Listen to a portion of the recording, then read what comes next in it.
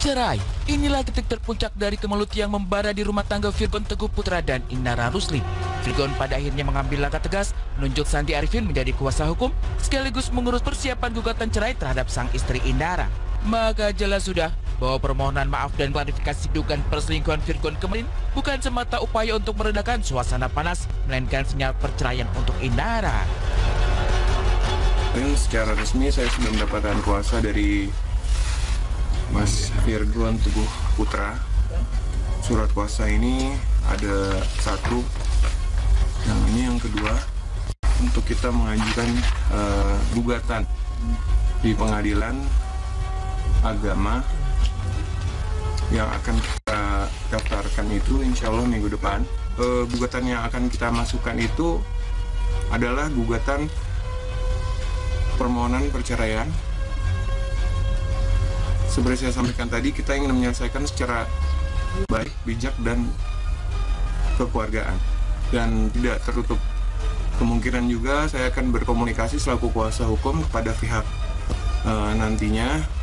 Yang pertama untuk menyelesaikan secara hukum dengan hak-haknya yang memang klien kami dapat, dan juga mengenai juga perkembangan pertumbuhan terhadap anak-anak yang sudah disampaikan kepada klien kami, tanggung jawabnya sampai di kemudian hari dia akan bertanggung jawab untuk anak-anaknya. Virgon mengerti bahwa rumah tangganya dengan Inara yang harus diakhiri memberi dampak, terutama untuk ketiga buah hatinya. Untuk itulah, sang vokalis berniat tidak menyertakan permohonan hak asuh anak, serta juga mempersoalkan mengenai harta gono gini.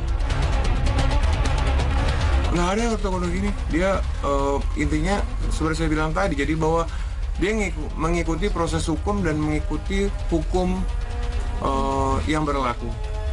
Jadi kalau misalnya memang ada harta bersama yang memang harus dibagi pun dia siap sesuai dengan porsinya ya, sesuai dengan porsinya harta.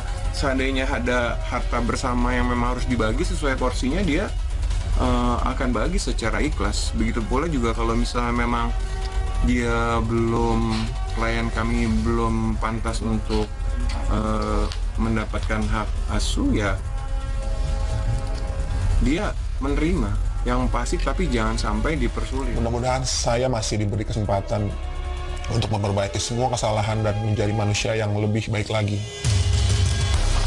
Bagaimanapun, keputusan Virgon ingin menggugat cerai Inara setelah berharap diberikan kesempatan untuk memperbaiki diri adalah dua hal yang berbeda.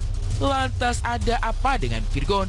Benarkah keputusan untuk gugat cerai Inara disebabkan karena sudah tak ada rasa sayang di antara mereka? Ataukah memang ada alasan lain? Pernah ada dan sungguh ada. Dan saya menyesal karena tidak tegas dan tidak jujur, serta berani untuk menyatakan dan mengungkapkan kenapa rasa itu bisa sampai hilang. Kenapa akhirnya menempuh jalur ini, itu sudah dari hatinya sendiri, tidak ada paksaan ataupun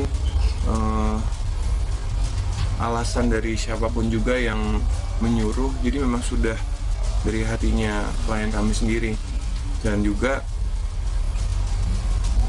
dia berharap proses ini bisa segera diproses dan bisa selesai dengan baik.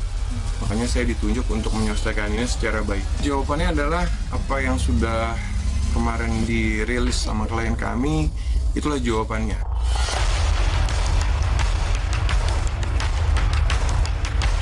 Apa daya, pernikahan yang telah berjalan selama 9 tahun justru harus ternodai oleh sebuah pengkhianatan. Bukan hanya sekali dusta itu terjadi, melainkan Virgon telah berulang kali menduakan Inara, istri yang disebutnya sebagai wanita yang dikirim Tuhan untuknya. Dan mungkinkah keputusan Inara menguak satu persatu aib suami ke publik menjadi alasan dibalik gugatan cerai Virgon?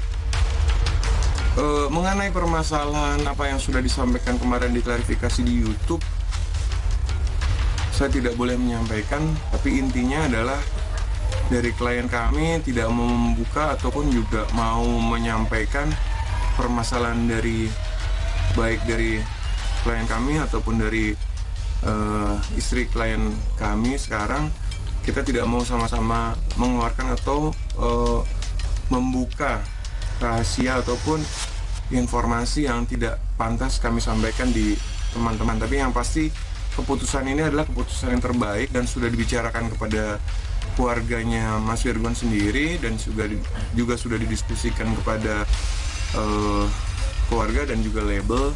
Intinya dia sudah bulat dan sudah yakin untuk menyelesaikan permasalahan ini melalui jalur perceraian dengan secara baik dan juga kekeluargaan. Dan saya tidak akan mengeluarkan satu kata pun yang tidak baik untuk siapapun, karena saya tidak mau di masa depan anak-anak saya sampai melihat atau membaca bagaimana saya mengeluarkan kata-kata yang tidak baik untuk orang yang mereka sangat sayangi. Sementara di sisi lain, gelagat Virgon ingin berpisah dari Inara memang sepertinya tak dibaca oleh Ustadz Dery Sulaiman, guru spiritual sekaligus orang terdekat. Hanya saja, dari pembicaraan empat mata dengan Virgon, sang Ustadz akui masih ada cinta Virgon untuk Inara. Namun apa daya, perpisahan sudah tak bisa dihindari, sekalipun menorehkan kecewa di hati. Sebetulnya ada satu titik temu, mereka saling mencintai, masih saling mencintai.